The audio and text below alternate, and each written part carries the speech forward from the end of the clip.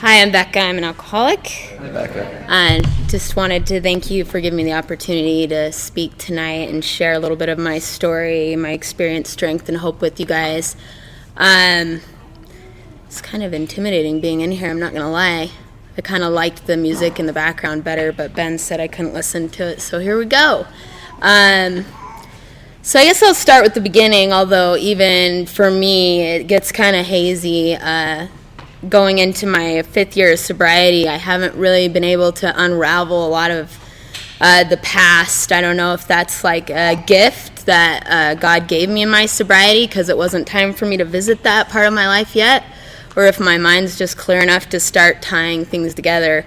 But certainly this past year has been really profound in my sobriety, and I've been able to really reflect back into the past without having some of that morbid reflection that we talk about, and let it spin and get me into those dark places that we try to avoid. So, I grew up in an alcoholic home.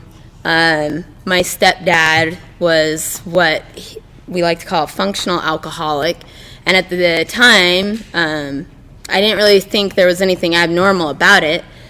He would drink driving places, he would drink when he woke up, he would drink when he got home, and it didn't really seem to alter him in any way, so it was just something I thought dads did.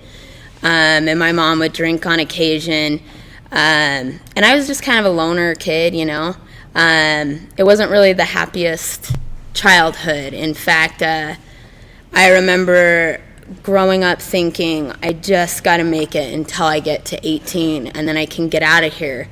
And I remember going to my friend's house and thinking, I wonder what it feels like to have that, I'm home, it's so nice to be home, because I never felt that way. When my friends, we'd get to their house and they wanted to go play, I was like, well, can't we just, chill with your parents for a little while? And they'd be like, what? But it was, so cool for me to see what I considered normal families and normal parents interacting with their children and their family, and I just wanted to absorb all of that up and stay as long as I could until it was time to go home. And, I was really active in the church growing up. I went on my own accord. I can see now that was also a good escape for me and a lot of where I got that family feeling. And I clung on to that. That was my strength growing up until I got to about high school. I never really felt a part of any group I was in. I just felt like, in the book it talks about, especially when you're working on your third step, about being an actor on the stage, playing that part, and that's what I did, That's who I was all my life, and that's all I knew how to do, was just put on that mask and walk out the door and never let anybody in, never let anybody see what was really going on inside of me. And what was really going on inside of me as I grew up and got older was just this constant torment, and that was before I was even using. That inability to even look in the mirror started, far beyond drugs and alcohol. And that was the cool thing about when I got here, and I learned that alcohol wasn't the problem, it was my solution. It was a symptom to the problem. And that makes a lot of sense to me today, thinking back on those lonely times when I just felt so hollow and empty. And then when I finally let go of all the notions I had from my stepdad drinking and decided to take that first drink and that first hit, and it was like, instant relief, and that hollowness filled up, and I was okay. And all those insecurities, walking in the door to meet new people, I didn't have that problem. But I knew day one that I was different from my fellows in the party world when I drank and when I smoked pot, which is what I started on, because I wasn't stopping, and they were like, whoa, you need to calm down, and I was just starting that, and I was like, no, we're good, and it just carried on that way, and And of course, my tolerance grew, and so did my using. And as I got older, I kind of turned into that cycle addict where things would get really bad, and then I would, I need to take a break and clean up this wreckage and put on this even stronger mask and be an even better actress so people don't penetrate this wall I've built up, because it's getting pretty thin. And it was starting to get pretty bad at one point, where my friends were getting really concerned. And there's a couple times through those cycles that I can... Whoa, you all right? Good?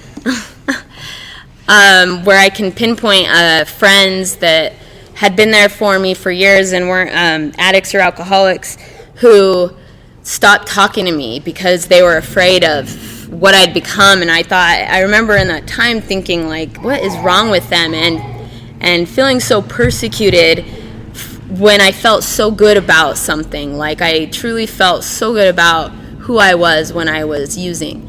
And I didn't understand why they didn't want to have anything to do with me. And that was when I got pregnant with my first child. And I thought, here we are, here's the solution.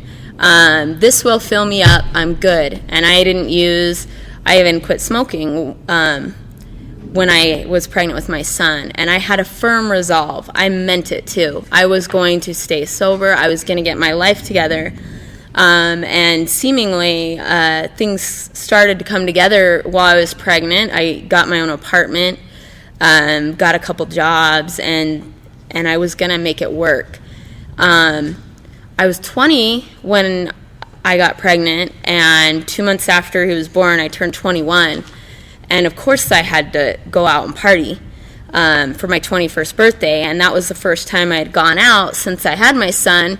And, just like the book says, but again, I didn't identify as anybody with any sort of alcoholic problem at the time. So I couldn't have possibly known what I was in for. But when I went out for that 21st birthday, that was the beginning of one of my many ends. And it turned into every weekend. And then it turned into Thursday, Friday, Saturday. Then it turned into, just this ongoing thing. And I would justify the hell out of it because I couldn't bear the thought of acknowledging what I was doing with as much as I loved this little boy. Like, I loved that little boy more than anything I had ever experienced in my life. And I couldn't understand why I couldn't stop. So finally it all came to a head, and I ended up going to a psych unit because in my head, I always thought if I can psychologically have something wrong with me, that's justifiable, and they won't take my kid away. But if it's anything to do with drugs or alcohol, they will take my kids away, and I can't have that. That cannot happen.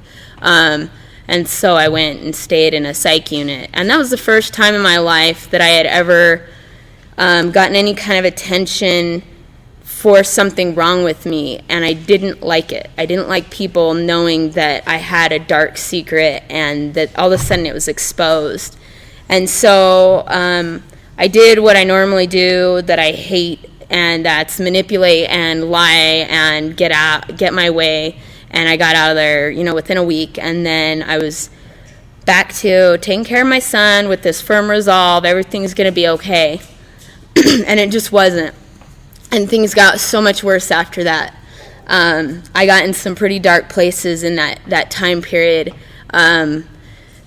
Places that I never imagined I would find myself. And there I was, And it got to the point where I couldn't leave the house. I was paranoid, and it was getting really bad. And then I got pregnant again. And I thought, okay, here we are again. This time will be different, and I am going to, again, firmly resolve to stay sober. And I quit smoking again, and I was terrified to death to be a single mom now with 2 kids. But I was going to defy society and everything that I had ever known prior and beat the odds. And that's not what happened. I had my daughter, and same story, different day. Things went well for a while. But this time it was that memory of what had happened with my son, and it was a little bit darker, trying to pull myself up again. And I ended up getting a roommate, and I remember I picked a roommate that, in my mind, did things that were not as good as a parent as me, or made bad choices with their money, or I thought she partied too much and left her son at home too much. So it maybe wasn't a conscious thing, but I picked her to be my roommate.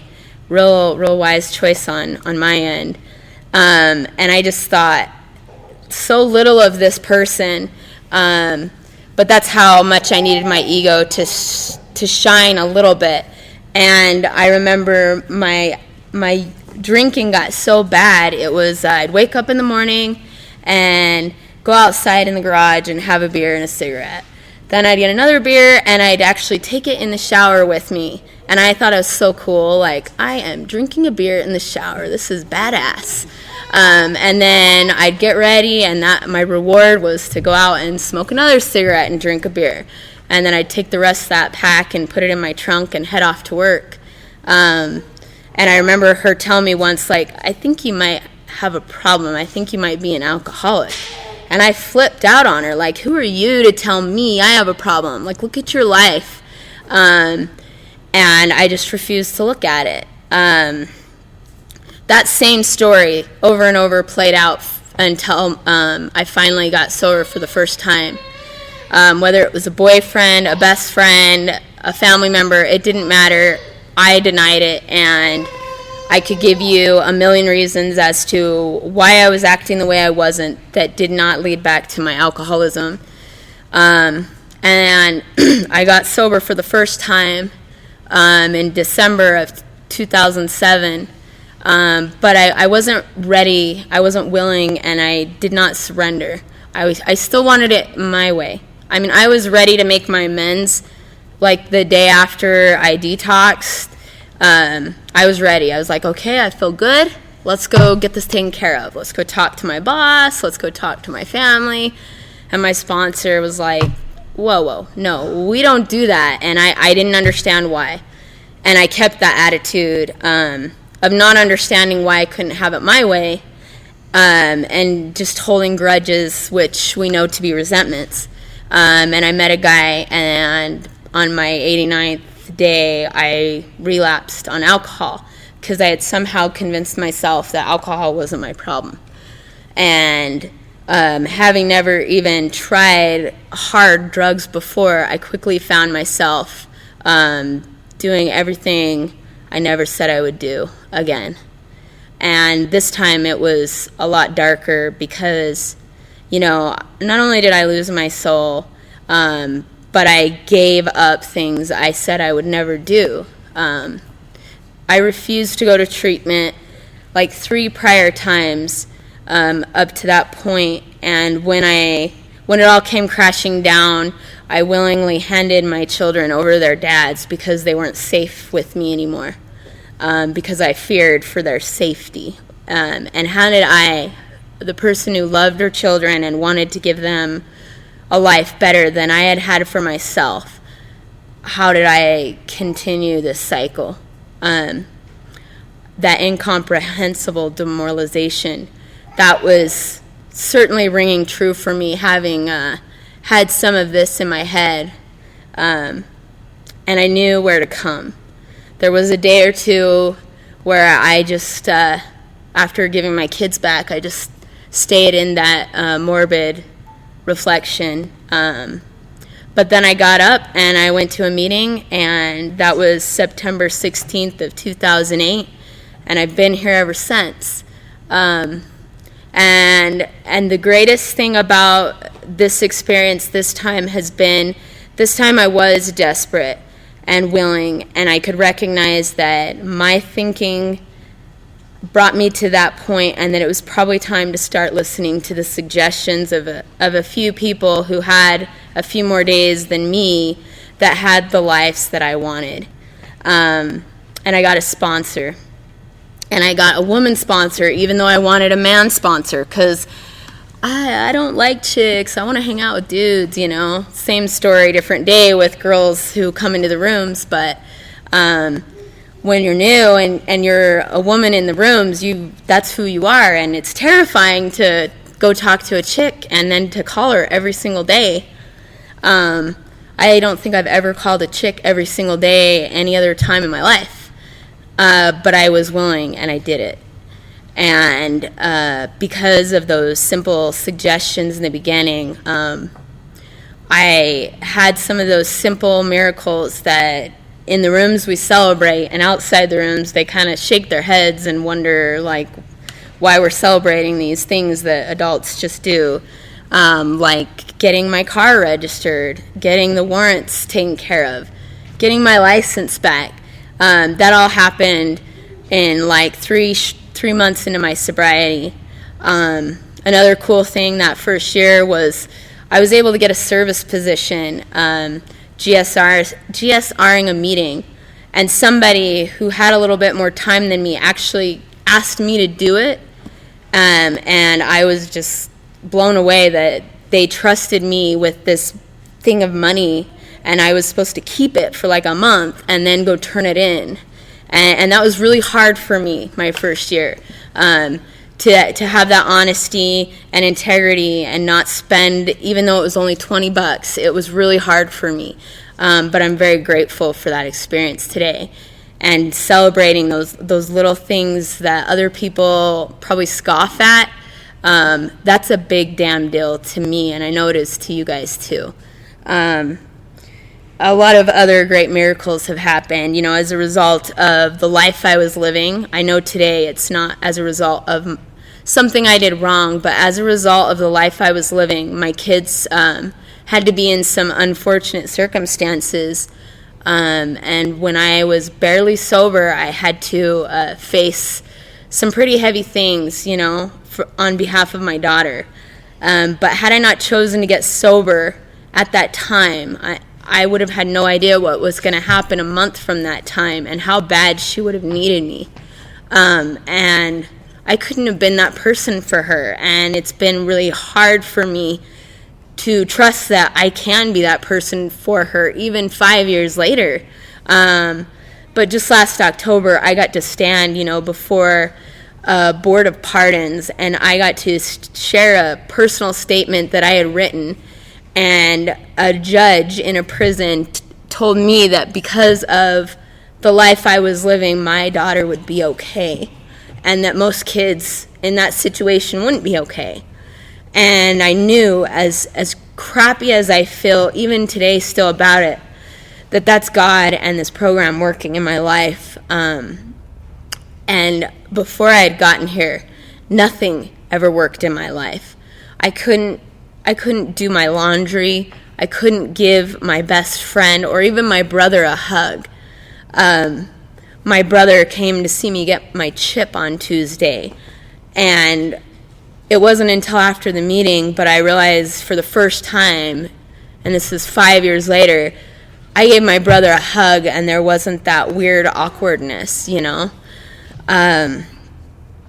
Every day when my kids come home, they put their backpacks down or whatever, and they say, it's so nice to be home. And every time they say that, I think about when I was a little kid and I could never say that, and how God makes that possible, even though we don't live in the best circumstances that I would like to provide for them. It's not about where you live. It's not about the money you have or the things you have. This program has taught me that the riches in life come from the spiritual gifts that we get, and the spiritual tools that we get by doing these steps, and by staying involved in this fellowship, we get the opportunity to give that back to others. And this past year, I'm going to try to wrap things up because I just ramble on and on and on. I was joking about that earlier, but there's so many blessings that I've gotten, especially this past year. It's hard to stop talking about how great it is because I feel so humble and grateful, and I just want everybody that's sober to have that same hope. In the group of women that I am very involved with in sobriety. Up until last October, there had never even been a women's meeting or a collective group of women for us to rely on, and we were able to form that and build this unity for women that, I didn't have when I got here. And I've been able to sponsor other women. And my sponsor today is the same sponsor I had when I got here, and now I finally have the gift and honor to be able to do that with other women. And finally got, my first gal through the 12 steps, and the bond that I have with her, and every step that we did together, the gifts that I gained and the perspective I gained, I feel like she's done way more for me than I could have ever done for her. And I just love the twist of this program, how, we always give back, but we're always receiving. And that's what keeps me going today. And if you're new, I don't know if any of you are, but if you're new, stick around and count your small blessings. Because for me in the beginning, they weren't small, even though they were in comparison. And that kept me going. And even today, I can look back on that and think of how big things are when we look at things in the spiritual form that this book gives us. So thank you for having me here tonight, and I'll take another 24.